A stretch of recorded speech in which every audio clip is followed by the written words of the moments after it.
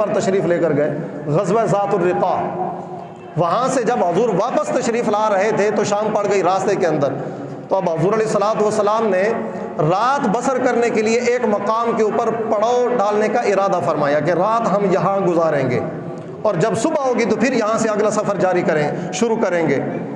اب وقت اور حالات کے مطابق، اس جگہ کے معاملات کے مطابق حضور علیہ الصلوۃ والسلام نے فیصلہ فرمایا کہ چونکہ ہم ایک سفر کر کے آ رہے ہیں، غزوہ سے واپس آ رہے ہیں، تھکاوٹ ہے، رات کو نیند آ جائے گی، نیند کا غلبہ ہو سکتا ہے، کہیں ایسا نہ ہو کہ رات کو کوئی دشمن ہم پر سوتے ہوئے حملہ کر دے۔ تو حضور نے فرمایا کہ کون ہے کہ رات کے وقت ہم سب کی جو ہے نا وہ سیکورٹی کرے گا، نگرانی کرے گا، دشمن کے شر سے بچائے گا، حفاظت کرے گا تمام صحابہ کی؟ تو دو صحابہ کرام، دو صحابی کھڑے ہوئے، ایک انصاری صحابی اور ایک مہاجر صحابی۔ ایک جو ہے نا مہاجر صحابی حضرت عمار بن یاسر رضی اللہ تعالیٰ عنہ، یہ کھڑے ہوئے، عرض کی یا رسول اللہ، یہ رات کی یہ ڈیوٹی میں سر انجام دوں گا، سیکیورٹی کی ذمہ داری میری ہو گئی۔ دوسرے حضرت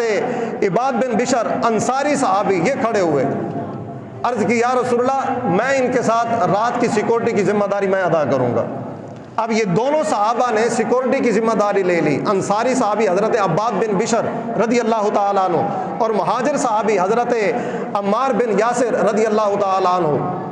یہ کھڑے ہو گئے۔ تو حضور علیہ الصلوۃ والسلام نے ان کی ڈیوٹی لگا دی۔ اب ان دونوں صحابہ نے آپس میں مشورہ کیا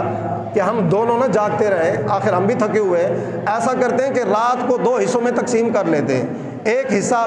جو ہے نا میں جاگوں اور تم سو جاؤ، اور پھر دوسرا حصہ جو ہے نا میں سو جاؤں تم جاگتے رہو۔ اس طرح دونوں صحابہ نے جو ہے نا یہ ڈیوٹی لگا لی، اور حضرت عباد بن بشر رضی اللہ تعالیٰ عنہ، انہوں نے فرمایا کہ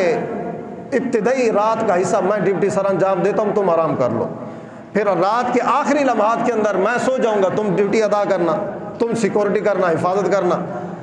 تو جب انہوں نے مشورہ آپس میں مکمل کر لیا تو حضرت عباد بن بشر رضی اللہ تعالیٰ عنہ، جب انہوں نے ذمہ داری لے لی کہ سیکورٹی میں کروں گا، تو اب انہوں نے کہا کہ فارغ ہی کھڑا ہوں تو کیوں نہ سیکورٹی بھی کرتا رہوں، ساتھ ساتھ میں اپنے رب کی عبادت بھی کرتا رہوں، قرآن پاک کی تلاوت بھی ہو جائے گی۔ جب کوئی دور سے دیکھے گا تو میں جب عبادت کر رہا ہوں گا، قیام کے اندر کھڑا ہوں گا، تو دشمن کو بھی پتہ چل جائے گا کہ یہ سوئے ہوئے نہیں ہیں، یہ جاگ رہے ہیں۔ تو حضرت عباد بن بشر رضی اللہ تعالیٰ عنہ،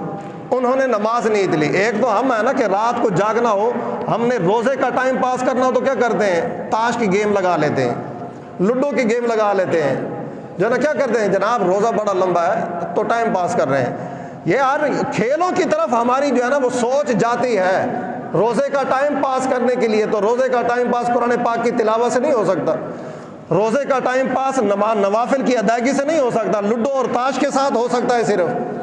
تو اب وہ صحابی رسول تھے، انہوں نے کہا کہ یار جاگ تو ویسے رہا ہوں، کیوں نہ اپنے رب کو راضی کر لوں، قرآن پاک کی تلاوت کر لوں۔ تو انہوں نے نماز نیند لی اور نماز کے اندر لمبی سورت کی تلاوت شروع کر دی، سورہ کہف کی تلاوت شروع کر دی۔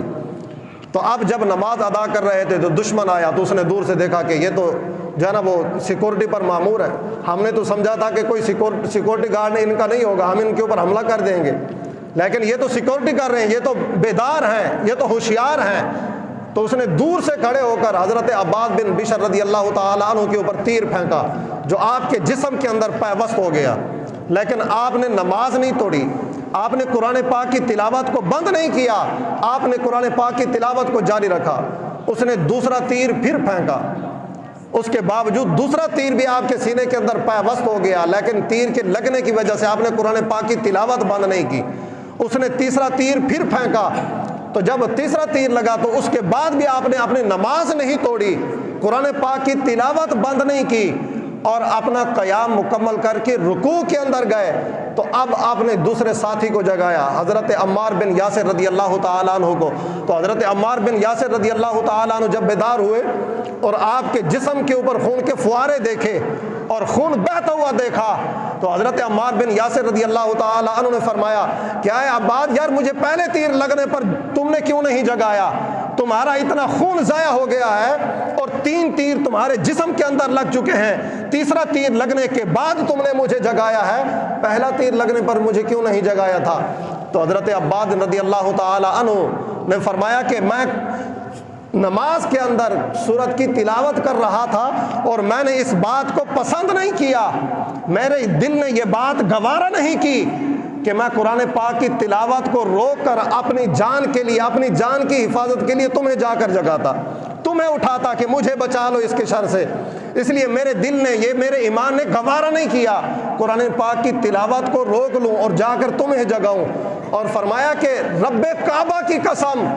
اب بھی اگر میں نے نماز کو ختم کیا ہے تو اپنی جان کی حفاظت کے لیے نہیں، بلکہ جو حضور علیہ الصلوۃ والسلام نے میری جو ذمہ داری لگائی تھی نا سیکورٹی کی، میں نے سوچا کہ کہیں اس کے اندر کوئی خلل نہ آ جائے، اس کے اندر کوئی غیر ذمہ دارانہ رویہ میرا نہ آ جائے، تو اب بھی میں نے حضور کی ذمہ داری پوری کرنے کے لیے تمہیں جگایا ہے، اپنی جان کی حفاظت کے لیے اب بھی میں نے تمہیں نہیں جگایا۔ تو صحابہ کرام تو یہ ایسی ہستیاں تھیں، ان کا تو